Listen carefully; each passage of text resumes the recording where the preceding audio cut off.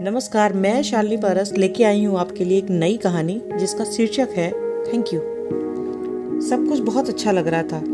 आज की सुबह कुछ ज़्यादा ही नई लग रही थी। साल का पहला दिन, पुराना साल जा चुका था। नए वर्ष का आगमन हुआ था और सुबह से ही सब एक दूसरे को बधाइयाँ दे रहे थे। फ़ोन की घंटी बार बार बजती तो रितिका भागकर रिसीवर कान में लगाती और बोलती सेम टू यू। माँ हंस रही थी उसे देखकर, क्योंकि इस चक्कर में वो अपनी एक कप चाय खत्म नहीं कर पा रही थी। पापा जी तो सुबह से ही तैयार होकर ऑफिस जा चुके थे। नए वर्ष का सारा उत्साह बस बच्चों में ही रहता है। नौकरी वालों को तो केवल सुबह का इंतजार होता है। सुबह हुई और निकल गए काम पर। मैं भी नहा धोकर पूजा पाठ में व्यस्त हो गई। जैसे ही मेरी पूजा पूरी हुई, माँ ने मुझे आवाज़ लगाई और कहा, श्रेया नाश्ता कर लो, ठंडा हो रहा है। मैंने माँ के कहे अनुसार जल्दी से बालों से तौलिया हटाया और झटपट नाश्ता करने बैठ गई। नाश्ता करते करते सोच रही थी, आज तो संस्थान में लेक्चर है प्राचार्य मैडम का, तो समय पर क्लास में पहुँचना होगा। नाश्ता करके प्लेट सिंक में डाली और जैसे ही मुड़ी तो फिर से फ़ोन की घंटी बजी।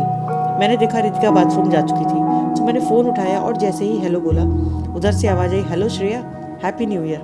मैंने भी बिना कुछ सोचे समझे सेम टू यू बोल दिया। फिर धीमी सी आवाज़ मेरे कानों तक आई, कुछ कहना चाहता हूँ, बोल दूँ? मैंने कहा, हाँ श्रेया, आई लव यू। अरे मैं तो जरूरत हो गई सुनकर। कुछ समझ नहीं आया। ये आवाज़ तो प्रतीक की है। मुझे यकीन नहीं आया वो ऐसा कुछ बोलने वाला था।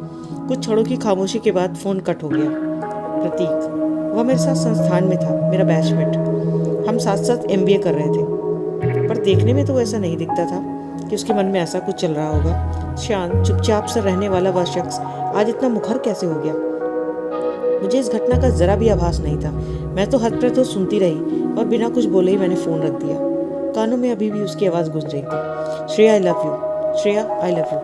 मैं धम्म से पास पड़े सोफे पर बैठ गई। धड़कन बढ़ गई थी और ऐसा लग रहा था जैसे थोड़ी देर के लिए दिल और दिमाग दोनों ने काम करना बंद कर दिया है। तभी माँ ने जोर से आवाज़ लगाई, श्रेया जाना नहीं है क्या तुझे? देर हो रही है, जल्दी से तैयार हो जाओ।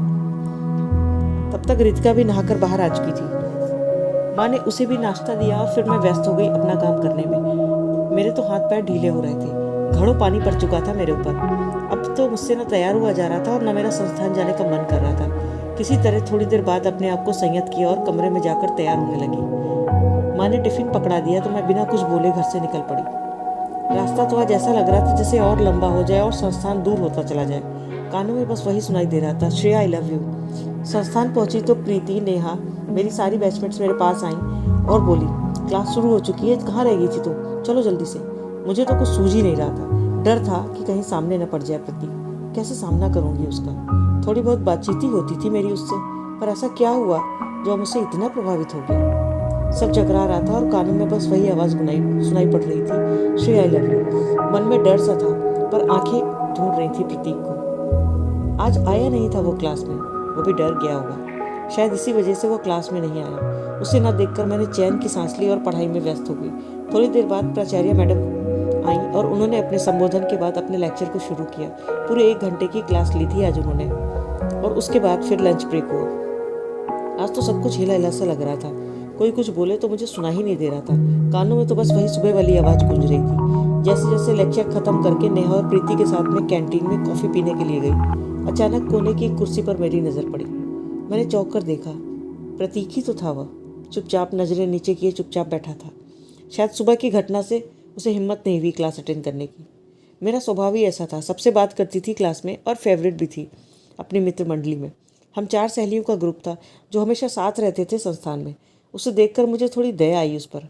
अगर कोई और होता तो बार बार मेरे सामने आने की कोशिश करता, मेरा जवाब जानने की कोशिश करता, पर उसने ऐसा कुछ नहीं किया। केवल चुपचाप सिर झुकाकर बैठा मेरी प्रतिक्रिया का इंतजार कर रहा था। शायद आशंकित भी था। उसके इस व्यवहार से मेरा डर, मेरा संकोच जाता रहा। मैंने सोचा, किया ही क्या है उसने? सिर्फ अपने मन की बात ही तो कही है, वो भी बिना किसी लाग लपेट के, और उसके बदले उसने मुझसे कुछ चाहा भी नहीं, न जवाब न प्रतिक्रिया। मुझे तो कद्र करनी चाहिए ऐसे इंसान की जो मेरे प्रति इस तरह की फीलिंग रखता हो। यही सोचकर मैंने उसे माफ़ कर दिया और शांत मन से अपनी सहेलियों के साथ क्लास की ओर चल दी। अपना क्लासरूम घूम रहा था और न कोई आवाज़ मेरे कानों में गूंज रही थी। बस शांति और यह भावना थी मन में कि जाने दो, आई लव यू का जवाब लव यू टू दूँ ऐसा ज़रूरी तो नहीं, उसका जवाब थैंक यू भी तो हो सकता है। मैंने शांत भाव से प्रतीक के पास जाने का निश्चय किया, उसे थैंक यू बोलने के लिए। धन्यवाद।